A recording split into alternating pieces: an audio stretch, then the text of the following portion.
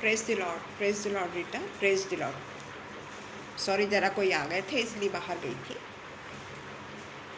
सबको happy resurrection day. आज के दिन के लिए मैं परमेश्वर का बहुत बहुत धन्यवाद देती हूँ कि परमेश्वर ने आज फिर से मुझे एक मौका दिया है कि मैं परमेश्वर की स्तुति कर सकूँ। और परमेश्वर ने जिस तरीके से भी पवित्र आत्मा से हमको वचन बतलाया है, उस वचन को हम सबके साथ में शेयर करने वाले हो सके, क्योंकि पवित्र आत्मा ही है जो हमें हर बातों में, हर समय, हर जगह हमको आगे और आगे ही बढ़ाते रहता है। मैं पिता परमेश्वर का धन्यवाद देती हूँ फिर से एक बार कि परमेश्वर ने मुझे फिर से ये संधि दी है कि मैं परमेश्वर के साथ में रह के परमेश्वर को इनायत और परमेश्वर के नाम का बखान कर सकती हूँ। आइए हम प्रार्थना करें। धन्यवाद धन्यवाद धन्यवाद धन्यवाद धन्यवाद धन्यवाद देते हैं पिता परमेश्वर, जीवन की तमाम आशीषों के लिए पिता परमेश्वर, हर बरकतों के लिए, हर प्रकार से पिता परमेश्वर जो आपने हमको बचाया है, हर प्रकार के लोगों से, हर प्रकार के खतरों से, हर प्रकार के मुसीबतों से। और पिता परमेश्वर, हम ऐसे लोगों के चुंगल में नहीं आए जो आपसे हमको दूर ले जा सके। वो पवित्र आत्मा के लिए धन्यवाद देते हैं पिता, जो हमेशा हमारे साथ में होती है और वो एक सहायक के रूप में जिस तरीके से आपने हमारे पास में उसको भेजा है, वो सहायक के रूप में पिता परमेश्वर हमेशा हमें एक अच्छा रास्ता दिखाती है और हमें गलत बातों से दूर रखती है। उसके लिए पिता परमेश्वर हम आपके आभारी हैं कि आपने जाने के बाद में भी हमें अकेला नहीं छोड़ा।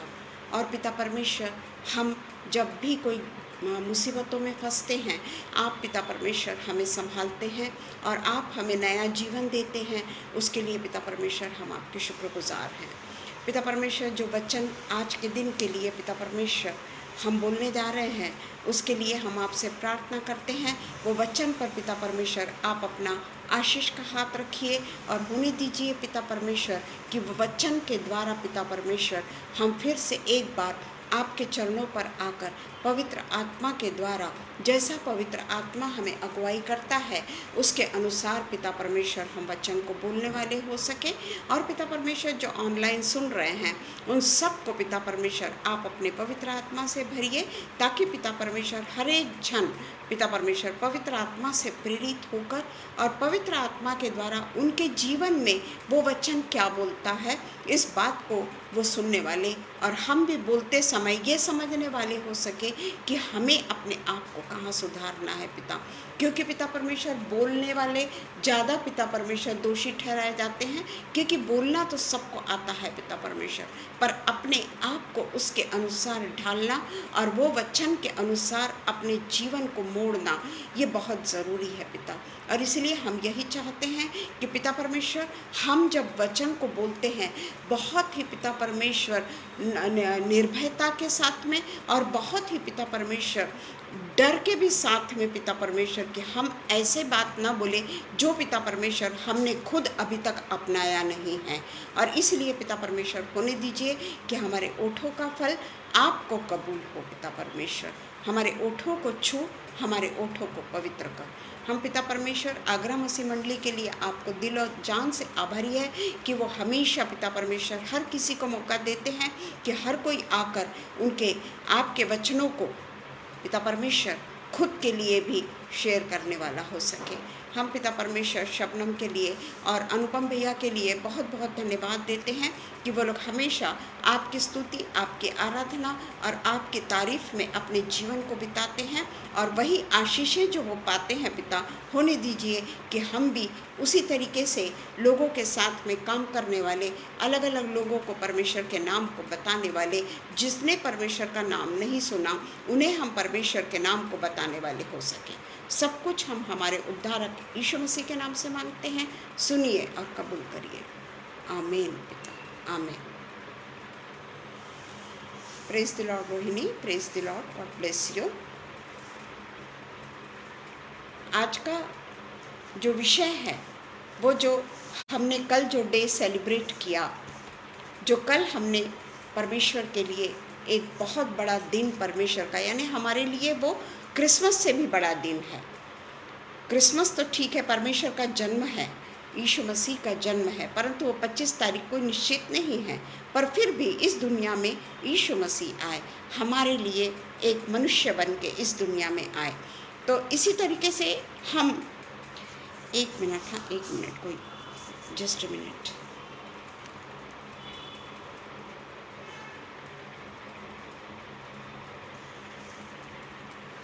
क्या है, मेरी आवाज़ आ रही है आपको?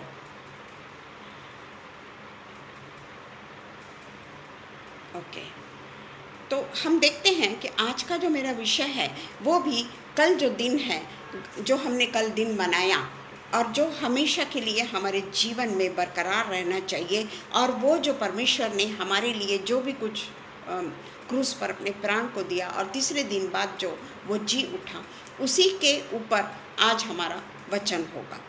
आज का जो वचन का शीर्षक है वो है रिजरेक्शन, पुनरुत्थान। उसके ऊपर आज हम थोड़ी सी परमेश्वर के वचनों के द्वारा चर्चा करेंगे, और परमेश्वर के पवित्र आत्मा को हमने आमंत्रित किया है और हम अपने कब्ज़ा पूरे के पूरे तौर से परमेश्वर के अधीन हो जाते हैं और परमेश्वर को अपना कब्ज़ा दे देते हैं। हम पिता परमेश्वर का धन्यवाद करते हैं आज के दिन के लिए कि रिजरेक्शन कल हुआ, जैसे संडे को रिजरेक्शन हुआ, ऐसा हम और उसके बाद में आज हमारा ये पहला दिन है। तो हम आज पहले ही दिन अपने आप की स्टडी करें कि आज हमने परमेश्वर को कहाँ कहाँ सताया है, आज हमने परमेश्वर की किस तरीके से उसकी जितनी भी इनायतें हम पर है और जो वो हमसे चाहता है उसमें से हमने उसको क्या बलिदान चढ़ाया है। एक ही दिन हुआ है, एक ही दिन हुआ है, और हमने उसको क्या बलिदान चढ़ाया ये हम खुद देखें, या हमने जानबूझकर, क्योंकि यीशु मसीह का वचन कहता है कि जो परमेश्वर को विश्वास करता है, जो परमेश्वर पर विश्वास करता है और कहता है कि मैं परमेश्वर की संतान हूँ, और यीशु मसीह पे संपूर्ण रूप से विश्वास करता है कि वही एकमात्र सच्चा जीवित खुदाबंद है, वो पाप के लिए अज्ञात नहीं है। क्या आज एक आधा भी ऐसा व्यक्ति है जिसे हमने माफ़ नहीं किया? हमारे जीवन में हम कहते ज़रूर हैं कि मैं सबको माफ़ करता हूँ, पर मैं वो व्यक्ति को माफ़ नहीं कर सकता। दुनिया को मैं माफ़ कर दूंगा, पर मैं वो व्यक्ति को माफ़ नहीं कर सकता। क्या आपके जीवन में आज के दिन ऐसा कोई व्यक्ति था जिसे आप माफ़ नहीं करना चाहते?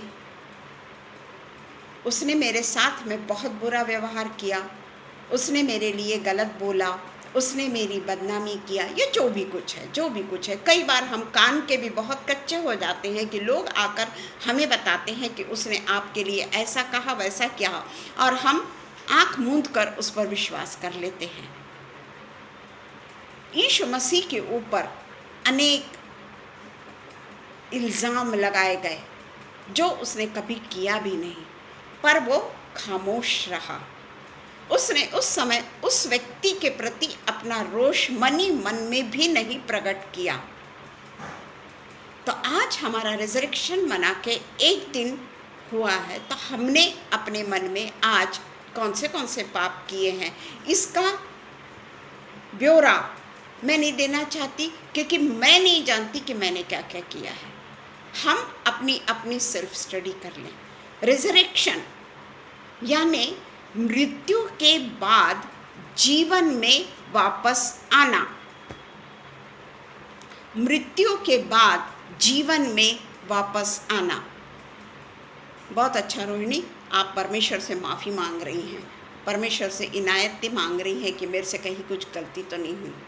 Praise the Lord, praise the Lord. तो वो है कि मृत्यु के बाद जीवन में वापस आने की अवधारणा, उसको हम कहते हैं रिजरेक्शन। यानी मृत्यु और मृत्यु के बाद 3 दिन के बाद, उसी दिन नहीं, मृत्यु के 3 दिन के बाद में सदेह जीवित हो जाना। सदेह जीवित हो जाना, जो अब तक कभी ना हुआ और ना होगा। रिजरेक्शन ये केवल और केवल हमारे जीवित यीशु मसीह का ही हुआ है। वही एक ऐसा व्यक्ति है जिसकी कब्र आज संसार में खाली है। वही एक ऐसा यीशु मसीह है जिसकी कब्र खाली है। हम ये सब चीज़ों पर विश्वास करते हैं क्योंकि हमारा जो यीशु मसीह है वो हमेशा हमेशा के लिए जीवित हुआ। कुछ समय के लिए वो जीवित नहीं हुआ, वो हमेशा के लिए जीवित हुआ और 40 दिन तक हमारे साथ में रहा और 40वें दिन उसका सब लोगों को देखते हुए उसका स्वर्गारोहण हुआ। ये बातें हम सब कोई अच्छे से जानते हैं, परंतु हम उसके रिजरेक्शन को कहीं अपने पांव तले तो नहीं दबा रहे, कहीं हम परमेश्वर के दिल को तो नहीं दुखा रहे। वो तो बेचारा हमें माफ़ पे माफ़, माफ़ पे माफ़, माफ़ पे माफ़ करते चले जाता है। 60 के 70 दफ़ा वो माफ़ करता है, पर हम किसी को माफ़ नहीं कर रहे हैं। ऐसा है क्या? ये हम खुद अपने बारे में सोच सकते हैं। यीशु मसीह की मृत्यु और उसके बाद में उसका पुनरुत्थान, ये क्रिश्चियनिटी का एक केंद्र बिंदु है, मेन केंद्र बिंदु है। और यीशु का पुनरुत्थान और फिर उसका स्वर्गारोहण होना और फिर से मृत्यु के बाद में फिर से उसके जीवन को प्राप्त करना और सदैव उसका स्वर्गारोहण होना, लोगों के देखते देखते, जो प्रेरितों के काम 1:8 में लिखा है कि लोगों के देखते देखते वह स्वर्ग पर उठा लिया गया। और उसके पहले भी उसने अपने चेलों से बात की, आखिरी शब्द उसने चेलों के साथ में बात की और उनसे कहा कि मैं जाने के बाद में तुम्हें पवित्र आत्मा दूंगा।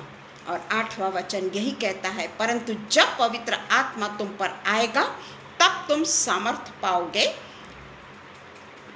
और यरूशलेम और सारे यहूदिया और सामरिया में और पृथ्वी की छोर तक मेरे गवाह होंगे। जाने के बाद में परमेश्वर ने हमारे तरफ ध्यान दिया।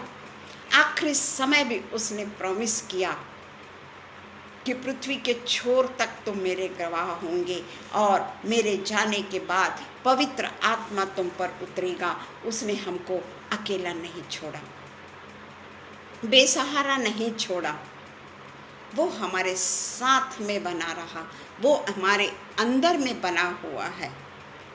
और वही पवित्र आत्मा के कारण ही आज हम परमेश्वर पर, यीशु मसीह पर एक निर्विवाद सत्य करके उस पर विश्वास करते हैं।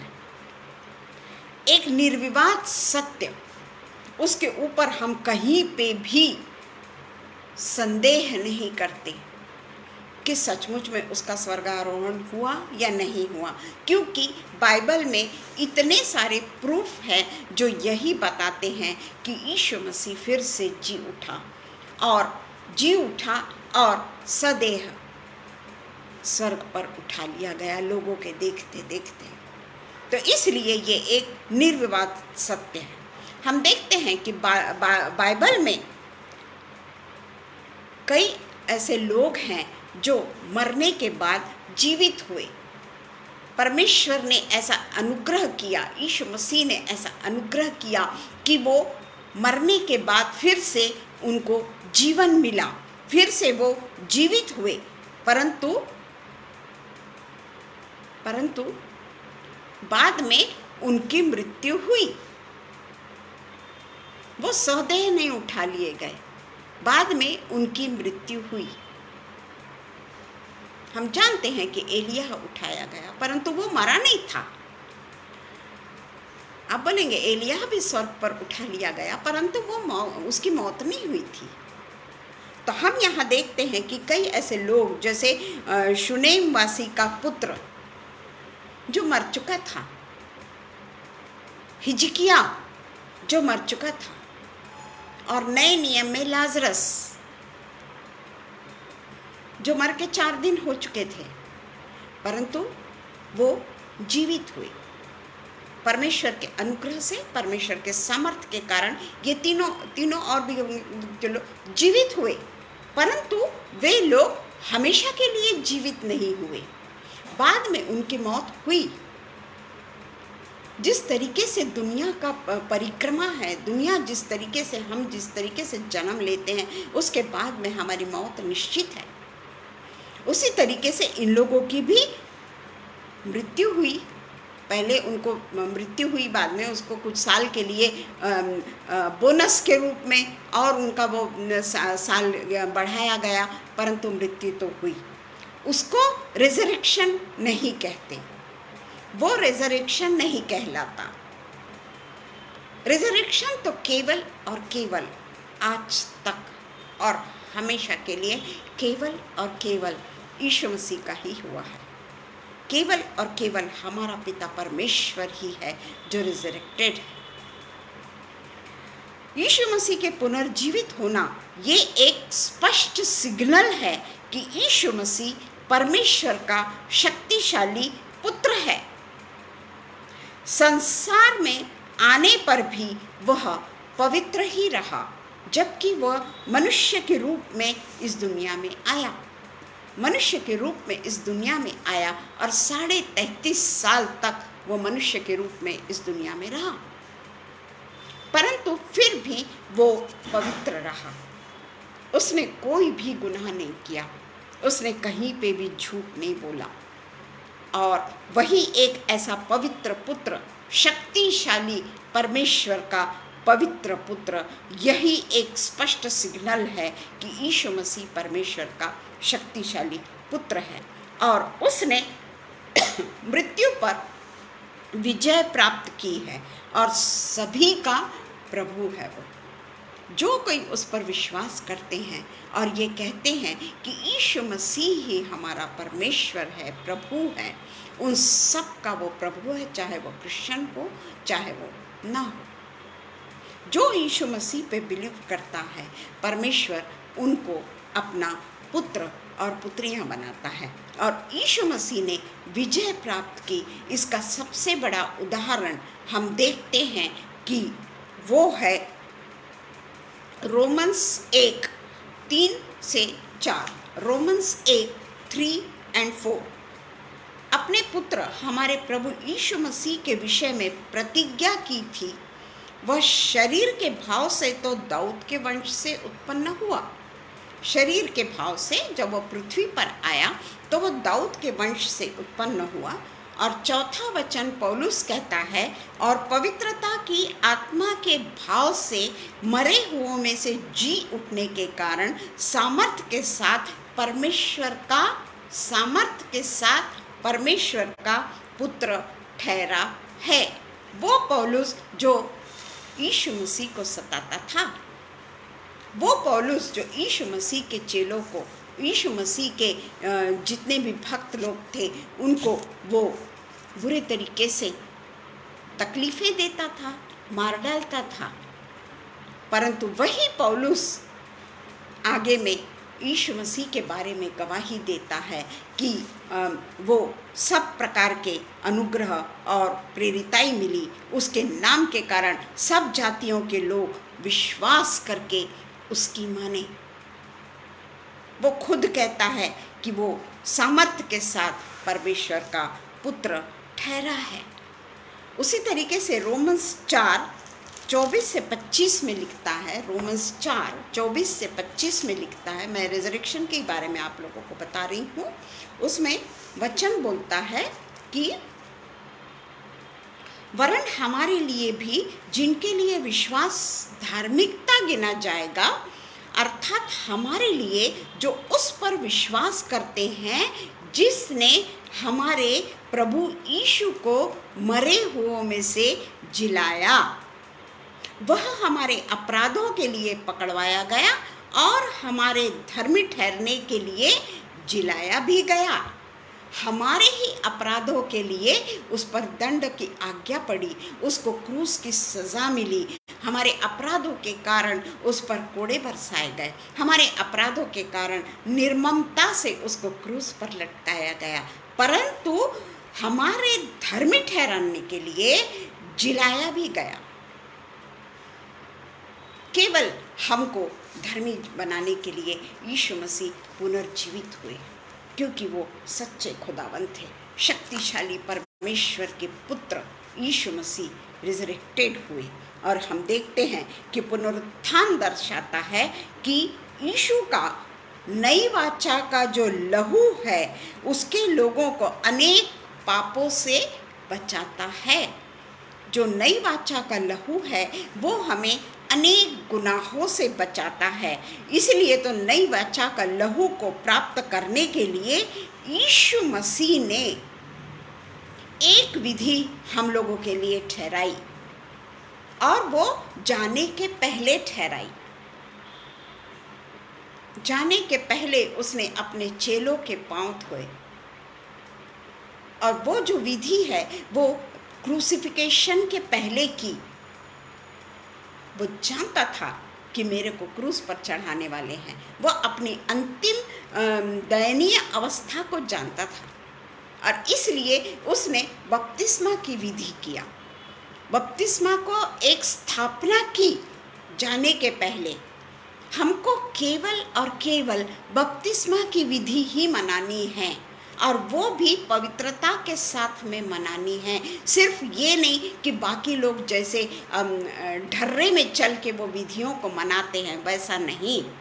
हमें पवित्रता के साथ में अपने देह का परमेश्वर के लिए, क्योंकि उस समय हम परमेश्वर का लहू पीते हैं, हम उसकी मृत्यु को याद करते हैं, हम उसके देह को खाते हैं।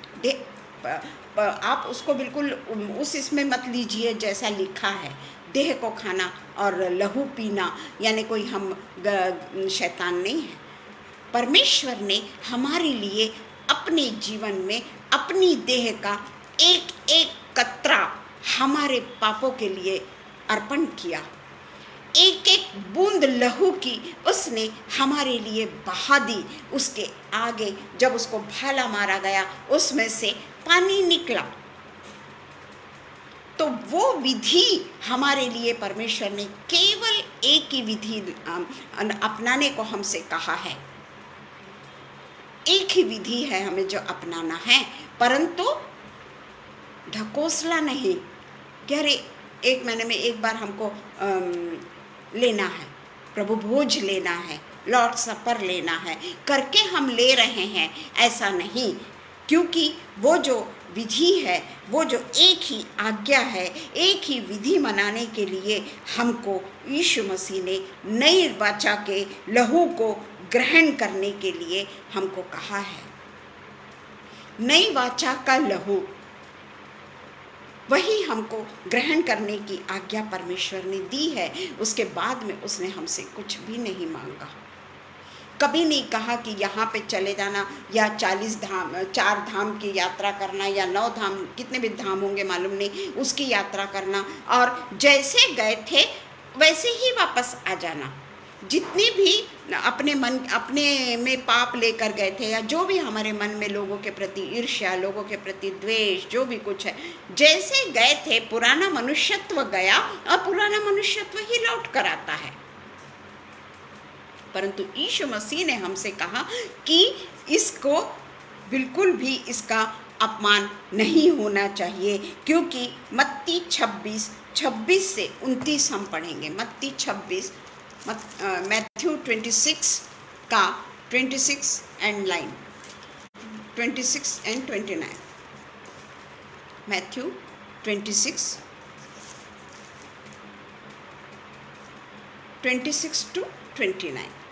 बहुत आराम से सुनिएगा, पढ़ते हम हमेशा है, परंतु आज हम रिजरेक्शन डे के बारे में बोल रहे हैं ना, तो हमको ये बातें अगर हम नहीं कर रहे हैं ना, तो हमको आज से भी अगर हम करते हैं ना, तो परमेश्वर हमें माफ़ करने के लिए तैयार है।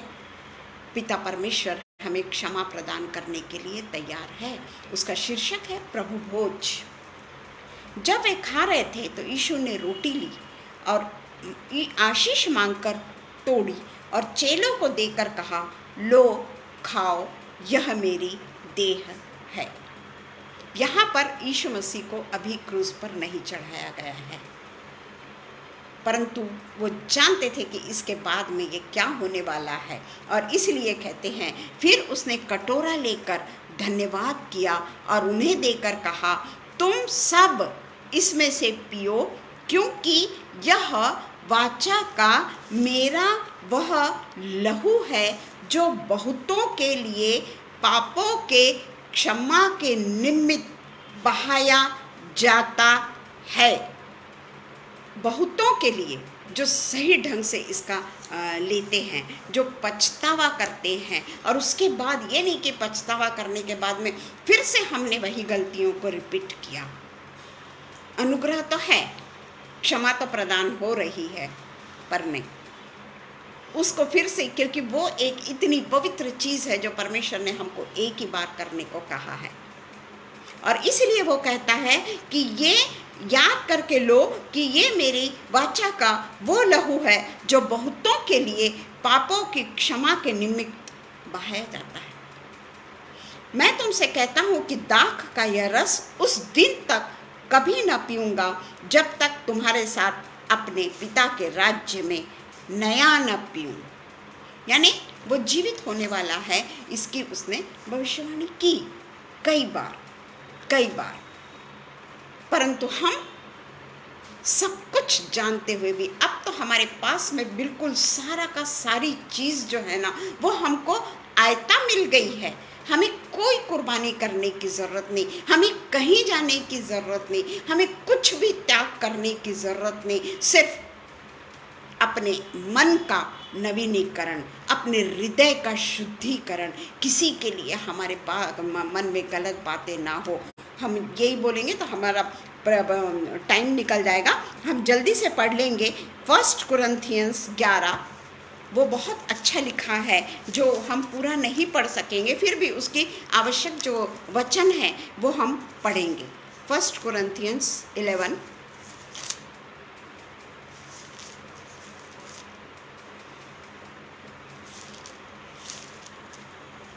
1 कुरिन्थियंस 11। सबसे पहले तो हम देखेंगे 11 का 17। उसमें लिखा है, परंतु यह आज्ञा देते हुए मैं तुम्हें नहीं सराहता, इसलिए कि तुम्हारे इकट्ठे होने से भलाई नहीं परंतु हानि ही होती है। पहले पौलुस हमको बताता है कि हम कैसे हैं, हमारा क्या चरित्र है, इसके बारे में पौलुस हमको बताता है। वो 18 में कहता है कि तुम में फूट है। हम इतना नहीं पढ़ सकेंगे। 18 में कहता है कि तुम में फूट है। 19 में कहता है कि तुम में दलबंदी है, एक गुट में तुम लोग रहते हो, और ये जो गुट है वो हमेशा दूसरे ग्रुप के बारे में निंदा करता है, या वो लोग ऐसे, वो लोग वैसे, वो लोग पापी और हम लोग बहुत अच्छे। वो दलबंदी और हम में फूट है। उसके साथ में नहीं बात करना, इसके साथ में नहीं बात करना, उसका वो तो धार्मिक नहीं है, वो तो ऐसा है, वो तो वैसा है, वो तो टिकली लगाती। अरे क्या, ये टिकली एक शारीरिक चीज है, उसके लिए किसी को बोलने का अधिकार हमको नहीं। ठीक है ना, कई चर्चेस में लोग लगाते हैं, पर वो हमारा विषय नहीं है।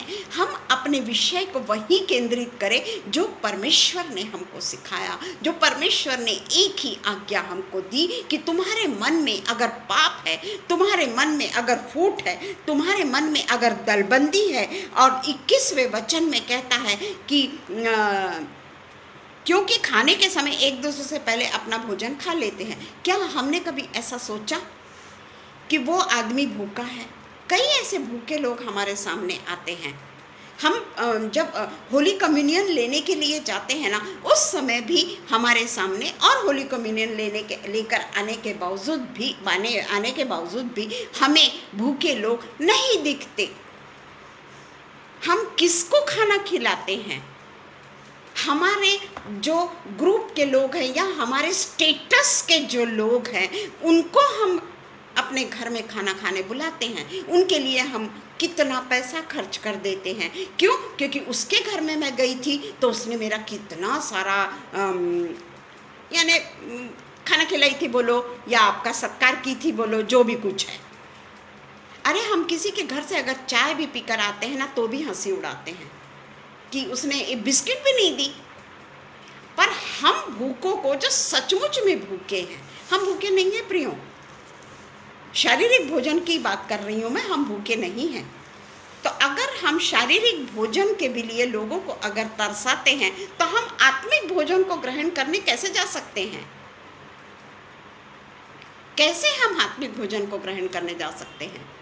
कई ऐसे लोग हैं जो हमारे घर के आजू बाजू में रहते होंगे, जो अकेले होते होंगे, उसके घर में वो कैसा है, कैसी है, कैसी उसकी तबीयत है, कहीं वो गिर तो नहीं गया। अगर गिर के वो पड़ा भी है, उसको कौन देख रहा है? आपको पता भी पड़ गया कि वो गिर गया, उसका फ्रैक्चर हो गया, उसको कोई नहीं है देखने के लिए, उसने केयर टेकर रखा हुआ है। कभी आपने झांक के देखा कि उसने खाना खाया क्या? क्या वो केयर टेकर ने उसको खाना खिलाया? वो बहुत अमीर आदमी है, चलो, पर वो आज असहाय है। क्या हम गए उसको देखने के लिए? तो फिर हम बड़े उठा के, मुंह उठा के, आज हमारे यहाँ होली कम्युनियन है, ऐसा बोलकर हम होली कम्युनियन के लिए चले जाते हैं। अब हम पढ़ेंगे 23 से 32 पढ़ेंगे हम।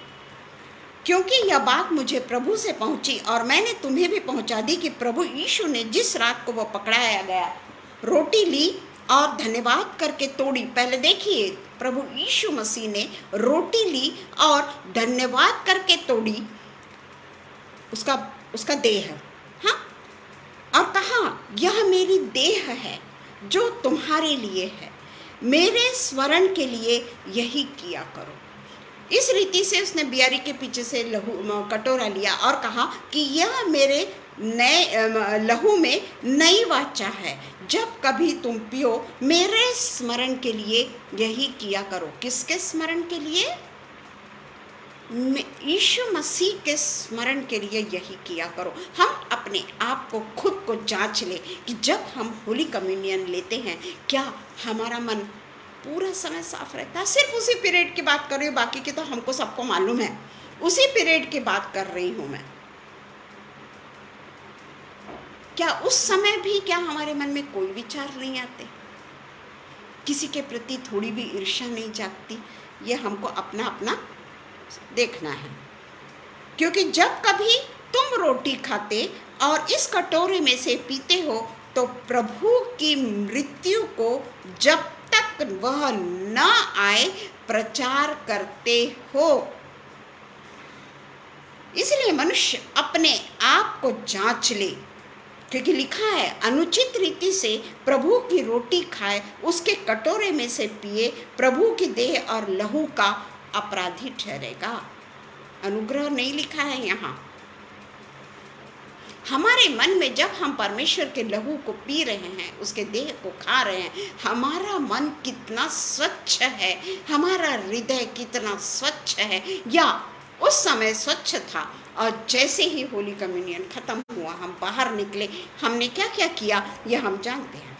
इसलिए मनुष्य अपने आप को जांच ले और इसी रीति से इस रोटी में से खाए और इस कटोरे में से पिया। बेहतर है कि तुम्हारे मन में अगर किसी के लिए कपट है, कई बार हस्बैंड वाइफ का भी झगड़ा हो जाता है संडे के दिन, और वही झगड़े के इसमें दोनों भी चर्च जाते हैं, दोनों के मन में एक दूसरे के प्रति क्रोध है। ईर्ष्या की बात नहीं कर रही मैं, क्रोध है। उसने मेरे को ऐसा नहीं बोलना, उसने मेरे को वैसा नहीं बोला, जो भी कुछ है हम सब जानते हैं, सभी लोग यहाँ मैरिड हैं। तो हम उस सिचुएशन में प्रभु भोज लेते हैं प्रियो। तो क्या जो मैंने 27 से अभी तक पढ़ा, हम अनुचित रीति से उसका लहू नहीं पी रहे? और इसमें लिखा है इस कटोरे से पिए, क्योंकि जो खाते पीते समय प्रभु की देह को ना पहचाने, वह इस खाने और पीने से अपने ऊपर दंड लाता है, कहीं अनुग्रह नहीं, कहीं क्षमा नहीं कि परमेश्वर उसको क्षमा करेगा, दंड लाता है। इसी कारण तुम में से बहुत लोग निर्बल और रोगी हैं। ये मत कहना कि वो बहुत बीमार है, उसने प्रभु भोज का अपमान किया। ये स्पिरिचुअली है, स्पिरिचुअली हम निर्बल हैं, स्पिरिचुअली हम रोगी हैं, ये स्पिरिचुअल रोग है। बीमार तो सभी पड़ते हैं। परमेश्वर ने ये नहीं कहा कि तुम्हारा जीवन फूलों की सेज है, वो तो कांटों की सेज बोला है।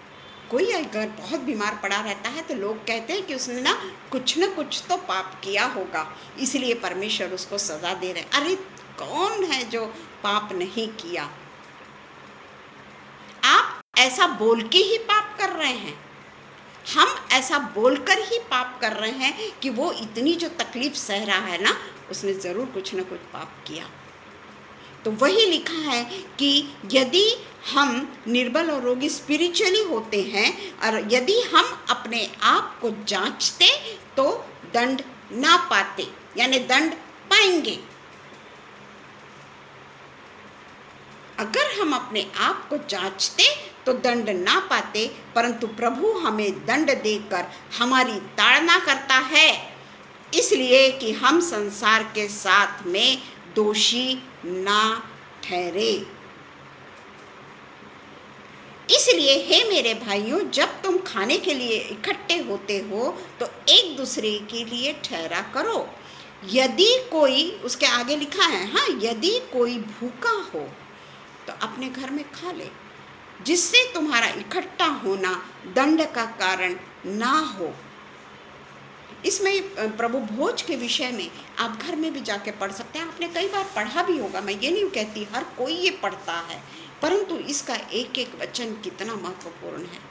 इसको हम देखें, इसको हम सीखें कि परमेश्वर हमसे क्या कहता है। और ये आखिरी भोज की जो विधि को इसलिए बनाया गया है कि हम उसके क्रूसिफिकेशन को हमेशा याद कर सकें, उसके क्रूसिफिकेशन को हमें, क्योंकि वो क्रूसिफिकेशन को ही दिखाता है। उसके पहले ही परमेश्वर ने ये प्रथा को बनाया है, ये विधि को किया है, नई वाचा का लहू हमको पहले पिलाया है और फिर क्रूस पर गया है। पहले उसने हमको नई वाचा का लहू पिलाया, नई वाचा का खाना खिलाया, और बाद में वो क्रूस पर गया है। और इसीलिए क्रूस पर हमारे हमेशा याद दिलाता है कि हमारे अक्षम्य पापों के लिए, हमारे गंदे विचारों के लिए, हमारे गंदे कामों के लिए, हमारे अपराधों के लिए, हमारे गंदे चरित्र के लिए, हमारे गंदे विचारों के लिए, हमारा गंदा दिखावटी धार्मिक कार्यों के लिए, जो मैले चिथड़े कपड़ों के समान है, अच्छा कार्य भी, परंतु अगर हम लोगों को दिखाने के लिए धार्मिक वस्त्र को पहन लेते हैं, धार्मिक आडंबर करते हैं, तो वो पापों को लेकर यीशु मसीह क्रूस पर चढ़ाया गया। और जब इतने सारे पापों को लेकर वो क्रूस पर चढ़ाया गया तो क्रूस पर का एक वचन कि हे मेरे पिता तूने मुझे क्यों छोड़ दिया, और आखिरी वचन पूरा हुआ। उसने हमारे लिए इन सब काम जो हम करते हैं ना अभी भी, ये सब कामों के लिए उसने कहा कि नाउ इट्स फिनिश्ड। सबके लिए मैंने बलिदान दे दिया, हर चीज के लिए मैंने बलिदान दे दिया। अब तुम्हारा नया जीवन नई वाचा के साथ में शुरू होता है। हम सब अपने आप को देखें। और 3 दिन भी वो अधोलोक में अपने लोगों को प्रचार करता रहा। जो दुष्ट आत्मा थी, जो गलत आत्माएं थी, उनको उठाया नहीं, जीवन से उठाया नहीं, उनको ये बताते रहा कि देखो मृत्यु को मैंने कैसे पराजित किया,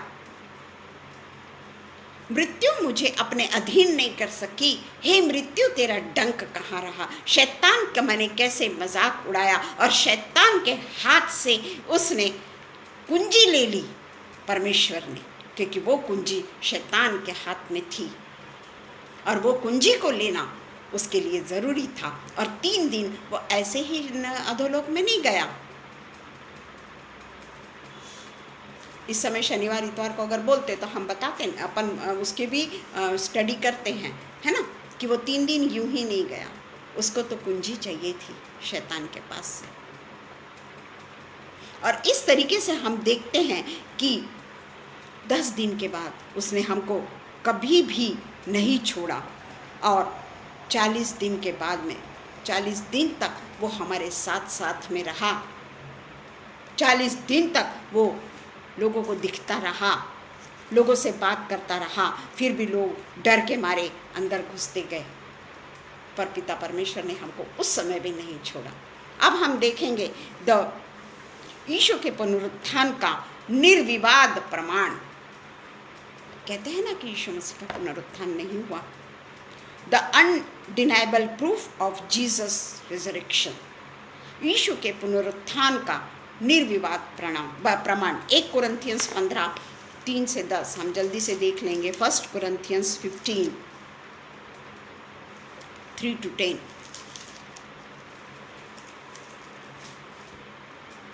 इसी कारण मैंने सबसे पहले तुम्हें वही बात पहुंचा दी, पौलुस कहता है, जो मुझे पहुंचाई गई कि पवित्र शास्त्र के वचन के अनुसार यीशु मसीह हमारे पापों के लिए मर गया और गाड़ा गया, मर गया और गाड़ा गया, और पवित्र शास्त्र के अनुसार तीसरे दिन जी भी उठा। निर्विवाद सत्य। और कैफा को तब 12 को दिखाई दिया। सबसे पहले किसको दिखाई दिया? कैफा को। कैफा के पास लेकर गए थे ना उसको, पौलुस ने भेजा था, पिलातुस ने भेजा था ना, तो सबसे पहले कैफा को और तब 12 को दिखाई दिया। फिर वह 500 से अधिक भाइयों के साथ दिखाई दिया, जिनमें से बहुत अब तक जीवित है, कुछ सो भी गए। फिर याकूब को दिखाई दिया, सब बाद में सब प्रेरितों को दिखाई दिया, सबके बाद मुझको दिखाई दिया। पौलुस कहता है सबके बाद मुझको दिखाई दिया, जो मानो अधूरे दिनों का जन्मा है। वो तो स्वर्गारोहण हो चुका था यीशु मसीह का, पवित्र आत्मा आ चुकी थी पृथ्वी पर, फिर भी पौलुस सताता था। केवल एक शब्द से उसका पूरे तरीके से वो नया जन्म पाता है, क्योंकि मैं प्रेरितों में सबसे छोटा वरन प्रेरित कहलाने के योग्य भी नहीं, क्योंकि मैंने परमेश्वर की कलीसिया को सताया था। परंतु मैं जो कुछ भी हूँ परमेश्वर के अनुग्रह से हूँ, उसका अनुग्रह जो मुझ पर हुआ वह व्यर्थ नहीं हुआ। कोई मनुष्य परमेश्वर को, लोगों को सताता है, परमेश्वर की इतनी निंदा नालस्ती करता है, आप सोच सकते हैं कि उसका जीवन बदल जाएगा? बिना क्रूसिफिकेशन और बिना जिए मृत्यु पे विजय पाए, क्या पौलुस बदल सकता था? वो तो हमसे बहुत नफरत करता था। वो तो जितना चाहे हमको मार डालने की कोशिश, क्रिश्चियन लोगों को मार डालने की कोशिश करता था, परंतु उसके पास में एक ऐसा सत्य था जिसको कोई नहीं ठुकरा सकता। मारा गया, गाड़ा गया और तीसरे दिन वो जीवित हुआ, ये पौलुस कहता है। और इसी के कारण उसने अपनी ज़िंदगी पूरी बदल दी और अपने आप को पूरे तरीके से न्यौछावर कर दिया और दर्दनाक मौत को सहा। ये निर्विवाद सत्य है कि यीशु मसीह का पुनरुत्थान हुआ। उसके बाद में हम देखते हैं कि जब दुनिया कब्र के पास यीशु को नहीं रख सकी, लोगों ने सोचा था कि हम इसको कब्र में ही रख देंगे। इतना बड़ा पत्थर था कि वो लुढ़काया भी नहीं जा सकता। उसके लिए कई रक्षक रखे गए थे। पौलुस को वो लोग जाकर बोलते हैं कि उसकी बॉडी को चुरा लेके जाएंगे और वो बोलेंगे कि ये जीवित हो उठा। तो पिलातुस कहता है कि तुम्हारे पास तो है ना इतने सारे रक्षक, तुम उनको लेकर जाओ, सिक्योरिटी गार्ड वो लोग, और वहाँ पे पहरा दो। और वहाँ पे हर कोई पहरा देता है। परंतु तीसरे दिन यीशु मसीह ने जो भविष्यवाणी की थी, परमेश्वर के लिए जो भविष्यवाणी हुई थी कि वो तीसरे दिन जी उठेगा, और वो पत्थर ऑटोमेटिकली सरक जाता है। और हम देखते हैं कि तीसरे दिन वो किस तरीके से जी उठता है। हम 1 कुरिन्थियंस का ही 15 का ही 12-17 पढ़ लेंगे। इसलिए हमारा पुनरुत्थान कैसे होगा? इसलिए जब मसीह का यह प्रचार किया जाता है कि मरे हुओं में से जी उठा, तो तुम में से कितने कैसे कहते हैं कि मरे हुओं का पुनरुत्थान है ही नहीं, क्योंकि इसके साथ साथ हमारा भी पुनरुत्थान है ना। निर्विवाद सत्य है ये, इसको कोई चैलेंज नहीं कर सकता, क्योंकि परमेश्वर ने कहा है पुनरुत्थान और जीवन मैं ही हूँ। तो उसके साथ साथ में हम भी पुनरुत्थित हैं। तो इसलिए ये कहता है मरे हुओं का पुनरुत्थान है ही नहीं, तो मसीह भी नहीं जी उठा। और यदि मसीह नहीं जी उठा तो हमारा प्रचार करना व्यर्थ है और तुम्हारा विश्वास भी व्यर्थ है, वरन हम परमेश्वर के झूठे गवाह ठहरे, क्योंकि हमने परमेश्वर के विषय में यह गवाही दी कि उसने मसीह को जिला दिया, यद्यपि नहीं जिलाया यदि मरे हुए नहीं जी उठते, और यदि मुर्दे नहीं जी उठते तो मसीह भी नहीं जी उठा। 17 वचन कहता है, और यदि मसीह नहीं जी उठा तो तुम्हारा विश्वास भी व्यर्थ है और तुम अब तक अपने पापों में ही फंसे हो। अब तक तुम अपने पापों में ही फंसे हो। उसके बाद में 45-49 में वो कहता है, पौलुस कहता है, ऐसा लिखा भी है कि प्रथम मनुष्य अर्थात आदम जीवित प्राणी बना, अंतिम आदम जीवनदायक आत्मा बना, परंतु पहले आत्मिक न था पर स्वाभाविक था आदम, इसके बाद आत्मिक हुआ यीशु मसीह। प्रथम मनुष्य धरती से अर्थात मिट्टी का था, दूसरा मनुष्य स्वर्गीय है। जैसा वह मिट्टी का था वैसे ही वह मिट्टी में जा मिला, और जैसा वह स्वर्गीय है वैसे ही वो जो स्वर्ग में है। और जैसे हमने उसका रूप धारण किया जो मिट्टी का था, वैसे ही उस स्वर्गीय का रूप भी धारण करेंगे। आमीन, प्रेज द लॉर्ड। कितना बड़ा हमको वचन मिला है, आश्वासन नहीं बोलूँगी मैं, ये सच्चाई है कि हमारा किस तरीके से हम परमेश्वर के साथ में हमारा भी पुनरुत्थान है। ये पूरी सच्चाई है। इसको परमेश्वर ने, यीशु मसीह ने हमको आश्वासन नहीं दिया। 1 थिस्सलुनीकियों 4:13-18, हे भाइयों, हम नहीं चाहते कि तुम इनके विषय में जो सोते हैं अज्ञानी रहो।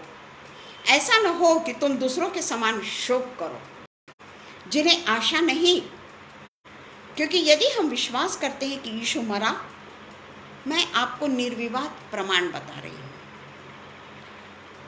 उसके पुनरुत्थान का, और जी भी उठा, तो वैसे ही परमेश्वर उन्हें भी जो यीशु मसीह में सो गए हैं उसी के साथ ले आएगा। क्योंकि हम प्रभु के वचन के अनुसार तुमसे यह कहते हैं कि हम सब जो जीवित हैं और प्रभु के आने तक बचे रहेंगे, सोए हुए से कभी आगे ना बढ़ेंगे। यीशु के मृत्यु के बाद ही यीशु ने पुनरुत्थान को प्राप्त किया, और इसीलिए जो सोए हुए हैं उनसे हम आगे ना बढ़ेंगे। क्योंकि प्रभु आप ही स्वर्ग से उतरेगा। उस समय ललकार और प्रधान दूत का शब्द सुनाई देगा और परमेश्वर की तुरही फूंकी जाएगी। जो मसीह में मरे हैं वे पहले जी उठेंगे। तब हम जो जीवित और बचे रहेंगे उसके साथ बादलों पर उठा लिए जाएंगे कि हवा में प्रभु से मिले, और इस रीति से हम सदा प्रभु के साथ में रहेंगे। ये क्या हम आश्वासन कहेंगे? ये एक निर्विवाद सत्य है, निर्विवाद सत्य है कि हमारा यीशु मसीह जीवित हो उठा। क्योंकि जब हम देखते हैं, हम उतना पढ़ेंगे नहीं, क्योंकि जब हम देखते हैं कि जब लेडीज़ जो मरियम और उसके जो नाम लिखे गए हैं, वो लोग जब यीशु मसीह को पूरे उसके अंतिम तीसरे दिन जो भी कुछ करना होता है, वो जब जाते हैं वहाँ पर, तो हम देखते हैं कि जो भी कुछ परमेश्वर यीशु मसीह ने जो भी कुछ अपने चेलों को बताया था कि मैं तीसरे दिन जी उठूँगा, या जो भी कुछ वो बोलता था कि ये मंदिर को ढा देंगे, तीसरे दिन मैं इसको फिर ये मंदिर को बना लूँगा, वो अपने चेलों के साथ में बोलता था। वो ये जो लेडीज़ लोग थी उनके साथ में उनका ऐसा कन्वर्सेशन मैंने नहीं देखा है कि यीशु मसीह ने उनसे कहा हो। ये ज़रूर है कि सामरी स्त्री को कहा था कि जीवन का जल मैं तुझे देता हूँ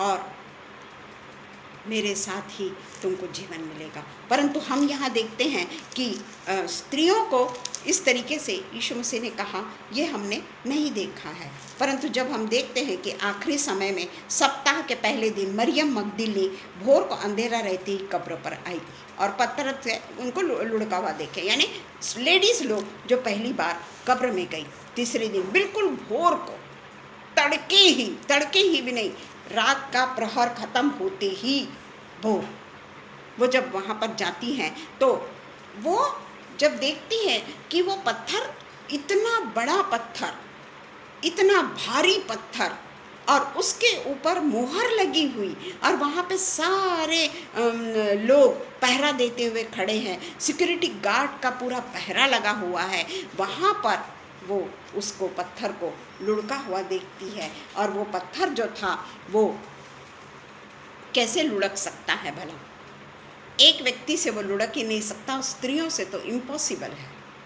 और उस पे राजा की मोहर लगी हुई है, और कोई बताते हैं कि वो प्लास्टर किया गया था वो पत्थर वहाँ पर वो पत्थर लुढ़का हुआ वो लेडीज़ लोग देखती हैं, और वो जाकर कब्र में देखने के बजाय वो खुद दौड़ के पतरस और उसके चेले यूहन्ना के पास में जाती है और उनसे बताती है कि वो खबर खाली है। और वो लोग जाते हैं, देखते हैं, अंदर जाता है पौलुस, सब कुछ देखता है, और वहाँ पर देखता भी है कि उसके जो अंगोछा उसको जो सिर पे बांधे थे, जो भी कुछ उसके कपड़े थे, वो बाकायदा घड़ी करके रखे हुए थे।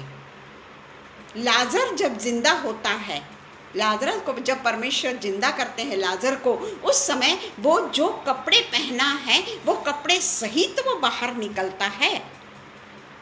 लाजर कपड़े सहित वो बाहर निकलता है, उसके मुंह को जो ढका था, उसको जो कपड़े थे वो सहित बाहर निकलता है। पर यीशु मसीह का जब पुनरुत्थान होता है ना, उसके पहले जितने भी कपड़े थे वो बकायदा घड़ी करके बाजू में रखे हुए देखता है। चेले भी देखते हैं और बाद में स्त्रियां भी देखती है। उसका मतलब है कि जो लपेट कर जो कपड़े रखे गए थे वो ये दिखाता है कि I am coming back, I am coming back. ये वो उस कपड़े को जो लपेटे हुए हैं उसका ये मतलब है, क्योंकि वो व्यवस्थित घड़ी करके फिर वो बंद कमरे में से वो वहाँ से निकलता है। और उसके बाद में हम देखते हैं कि किस किस तरीके से वो लोगों को अपने आप को दर्शाता है। बंद कमरे में भी चला जाता है, जब चेले डर के मारे बंद कमरे में बंद रहते हैं तब भी वो चला जाता है। और इसके लिए हम देखते हैं उसका जीवित प्रमाण यूहन्ना 20:1 से लेके 8 तक। शायद थोड़ा टाइम हो जाएगा कि ये कंप्लीट कर लूँगी मैं। यूहन्ना 20:1 से 8। सप्ताह के पहले दिन मरियम मगदलनी भोर को अंधेरा रहते हुए कब्र पर आई और पत्थर को कब्र से हटा हुआ देखा। तब वो दौड़ी दौड़ी शमौन पतरस और उसके पास में गई, कब्र से निकल, और फिर उसके बाद में वो चेले भी आए दौड़कर, और उन लोगों ने भी जाकर कब्र के अंदर देखा, परंतु देखने के बाद में वो लोग अपने अपने घर में वापस चले गए। और झुककर कपड़े पड़े देखे तो भी वो भीतर नहीं गया। शमौन पतरस उसके पीछे पीछे गया और सिर से बंधा हुआ था, कपड़ों के साथ पड़ा हुआ नहीं, परंतु अलग जगह लपेट कर रखा हुआ देखा। ये बाइबल बताती है, और इसलिए मैंने उसका अर्थ आप लोगों को बताया, आई एम कमिंग बैक।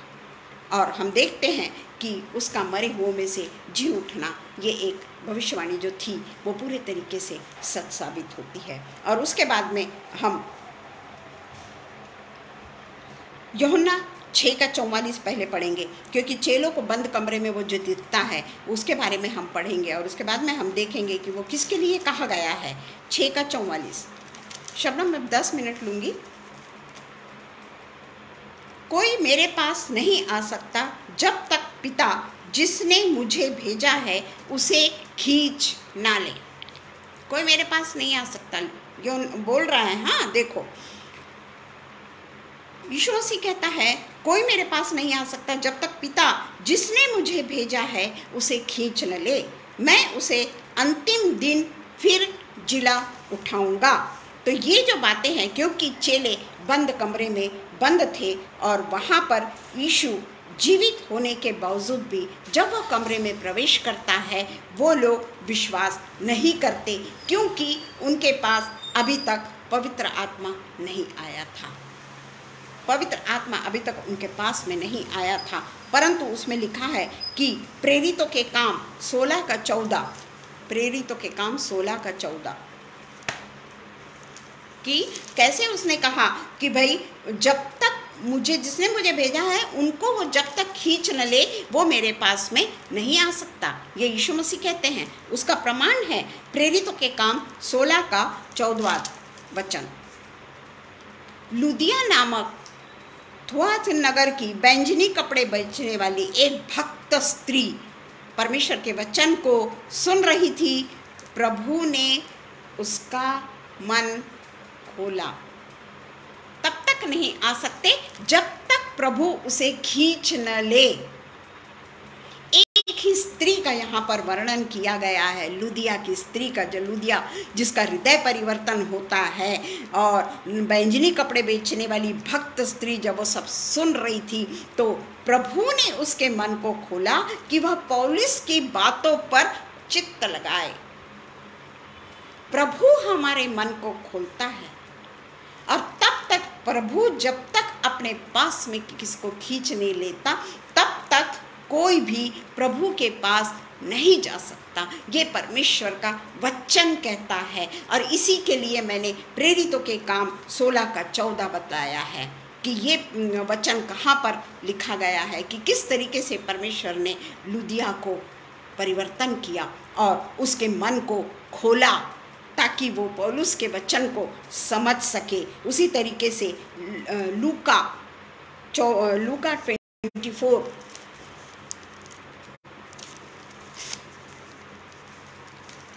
इसके लिए आखिरी में पूरा नहीं बोल सकूंगी मैं। लूका 24 का 45-49 हम पढ़ लेंगे जल्दी से।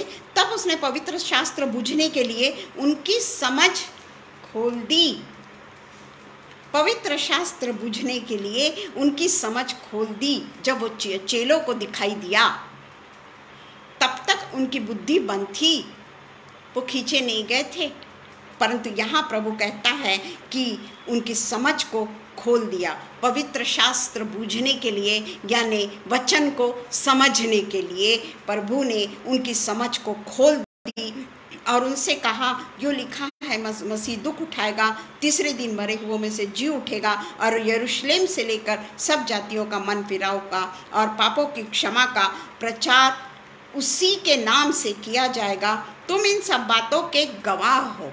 पहले उसकी बुद्धि को खोला सब लोगों की, और देखो जिसकी प्रतिज्ञा मेरे पिता ने की है कि मैं उसको तुम पर उतारूंगा, और जब तक स्वर्ग से सामर्थ न पाओ तब तक तुम इसी नगर में ठहरे रहो। और ये प्रेरितों के काम में हम देखते हैं कि वो एक चित्त होकर प्रार्थना कर रहे थे। क्योंकि यहाँ पर उनकी समझ को खोला गया, परंतु वो ये नहीं जान रहे थे कि हम क्या करेंगे या हमसे क्या क्या बड़े बड़े काम होंगे। तो ये सब चीज़ों का जो ये प्रमाण है ना, ये हमको ये दिखाता है कि एक ये निर्विवाद सत्य है कि यीशु मसीह का पुनरुत्थान हुआ। हर कोई इस बात के लिए बहुत सारे कमेंट्स करते हैं, कई लोग बहुत कि ऐसा हो ही नहीं सकता, जो भी कुछ होगा हमें उससे में कोई लेना देना नहीं है, क्योंकि हम एक ही बात को जानते हैं कि हम रिजरेक्टेड जीसस की संतान है और हम भी मरने के बाद में, और अगर यीशु मसीह का आना होता है और हम अगर जीवित होते हैं तो मरे हुओं के बाद में हम भी बादलों पर उठा लिए जाएंगे। प्रेज द लॉर्ड, आमीन। आइए हम प्रार्थना करें। धन्यवाद धन्यवाद धन्यवाद धन्यवाद धन्यवाद हो पिता परमेश्वर, इस जीवित वचन के लिए पिता परमेश्वर हम आपके दिल से आभारी हैं पिता परमेश्वर, कि आपने पिता परमेश्वर हमें भी, हम सब के बुद्धि को खोला है पिता परमेश्वर। इसीलिए तो पिता परमेश्वर हम ये सत्य वचन को जान सक रहे हैं और हमारे मन में कहीं पे भी किंतु परंतु नहीं है, बल्कि परमेश्वर की आत्मा ने हमारे मन को खोला है, सुनने वाले को, बोलने वाले को, और जो कोई बाद में भी सुनेगा उन सब के मन को परमेश्वर ने खोला है, उन सब के हृदय को परमेश्वर ने खोला है। तभी तो हम यीशु मसीह के वो निर्विवाद सत्य को एक्सेप्ट करते हैं। और हमने रिजरेक्शन संडे भी मनाया, और केवल सिर्फ रिजरेक्शन संडे तक ही हम हमारी बुद्धि को खोल ये नहीं मांगते, बल्कि जब तक हम इस दुनिया में हैं प्रभु, हम आपके हरेक वचन को, उसके काना मात्रा को, उसके फुल स्टॉप को, हर चीज़ को हम पहचानने वाले हो सके पिता। हर चीज़ का बाइबल में एक अर्थ है पिता परमेश्वर, उसको बूझने के लिए पिता परमेश्वर आप हमारे मन को खोलते हैं, आप हमारी आत्मा को जगाते हैं, ताकि हम समझ सके कि हमारा यीशु मसीह मुर्दों में से जी उठा और हम सबको अपने साथ में स्वर्गीय देश में ले जाएगा, क्योंकि उसका वादा है कि मैं जाता हूँ और तुम्हारे लिए जहाँ मैं हूँ, जहाँ मैं रहता हूँ, वो स्वर्गीय स्थान में तुम्हारे लिए एक भवन को मैं बनाऊँगा। बिल्डिंग नहीं, उसने हमारे लिए हवेली बनाने का वादा किया है। और इसलिए पिता परमेश्वर हम उस बात के लिए पिता परमेश्वर इंतज़ार कर रहे हैं कि कब हम इस महामहिम जो यहाँ की जो पृथ्वी है, पृथ्वी की जो चीज़ है जो माया जाल से भरी है, उसको छोड़कर हम महामहिम परमेश्वर के साथ में स्वर्गीय स्थानों पर बैठा दिए जाएं, जहाँ न रोग है, जहाँ न विलाप है, जहाँ न दुख है, जहाँ न आंसू है। केवल और केवल हम अपने जीवित पिता के साथ में परमेश्वर की महिमा को गाते रहेंगे, हालेलुया हालेलुया हालेलुया करते रहेंगे। इसलिए पिता परमेश्वर हम ये दुनिया में अपने मन को ना लगाएं, हमारा ध्यान केवल और केवल हमारे जीवित परमेश्वर पे हो, उसके सारे वचनों को पिता परमेश्वर हम इस तरीके से खा जाएं कि वो हमारे पूरे रक्त में समा जाए, हमारे ब्लड में समा जाए। और पिता परमेश्वर हमारी बुद्धि को आप जिस तरीके से खोलते हैं, हम उसे बंद करने वाले ना हों। हम पिता परमेश्वर आपसे पवित्र आत्मा का दान मांगते हैं, आपके पिता परमेश्वर अनुग्रह को, आपके जीवित परमेश्वर को हम अपने जीवन में, अपने जीवन को पवित्र बनाकर आपको आमंत्रित करते हैं पिता। हम आपको धन्यवाद धन्यवाद और धन्यवाद देते हैं पिता आज के समय के लिए, कि आज का समय जो पवित्र आत्मा से हम भर के हम सब ने आपके वचन को सुना और वो वचन को हम एक्सेप्ट करते हैं और वो वचन के अनुसार हम चलते हैं, उसके लिए पिता परमेश्वर आपकी सामर्थ हमारे साथ में सदा बनी रहे। फिर से एक बार मैं आगरा मसीह मंडली के लिए, शबनम के लिए, अनुपम भैया के लिए आपको धन्यवाद देती हूँ कि आपने इन सब के कारण पिता परमेश्वर हमें यह मौका दिया कि हम आपके वचनों को बोलने वाले हो सके। पवित्र आत्मा को धन्यवाद देती हूँ पिता कि पवित्र आत्मा हमारे साथ में सदा बना रहा और ये पवित्र आत्मा कभी भी हमको छोड़कर न जाए, यही हम आपसे प्रार्थना करते हैं। हमारे छोटे छोटे गुनाह जो हमको दिखते नहीं, वो छोटे छोटे गुनाह को भी पिता परमेश्वर हम छोड़ने के काबिल हो सके पिता परमेश्वर। ये प्रार्थना पिता परमेश्वर हम हमारे एकमात्र जीवित परमेश्वर के नाम से मांगते हैं, सुनिए और कबूल करिए। आमीन पिता, आमीन, आमीन।